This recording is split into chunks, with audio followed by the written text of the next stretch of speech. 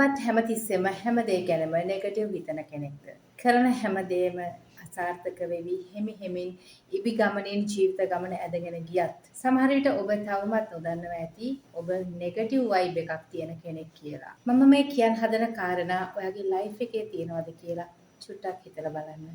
මොනවා හරි දෙයක් කරන්න ඕනි කියලා හිතට ආවම ඊට වඩා ඉස්සර වෙන්නේ අනේ මේක මට කරන්න බැරි දෙයක් කියන හැඟීම. හොඳ දේවල් වලට වඩා නරක අසුබවාදී දේවල්මද ඔයාට හිතෙන්නේ. කොච්චර සතුටු වෙන්න කාරණාවක් තිබුණත් ඒක අස්සෙත් ඔයා දුක් වෙන්න කාරණාවක් හොයාගන්නවද? මෙන්න මේ වගේ කාරණා ඔයාගේ ජීවිතේ තියෙනවා නම් already ඔයා negative thinking pattern එකක ඉන්නවා. ඒකම ඔයා හිතනවා කවදාවත් මට ගොඩ යන්න බෑ කියලා. නෑ එහෙම එකක් නෑ. උත්සාහ කළොත් ඔයාටත් පුළුවන් වැටිලා ඉන්න වලින් ගොඩ එන්න.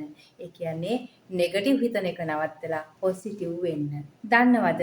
නෙගටිව් විදියට හිතන්න ගත්තාම ජීවිතේ ගොඩක් දේවල් ඔයාට අතහැරෙනවා. විශේෂයෙන්ම ආදරය සහ විවාහය වගේ දේවල්. ඔබ වගේ අය තමයි එකපාරක් දෙපාරක් තුන් පාරක් සම්බන්ධතා බිඳගෙන අනේ මට කවුරුවත් ආදරය කරන්නේ නැහැ කියලා නහයින් අඬන්නේ. කාත් කවුරුවත් නැතුව මං තනි වෙලා මට හිතෙනවා ජීවිතේ නැති කරගන්න කියලා හිතන්නේ.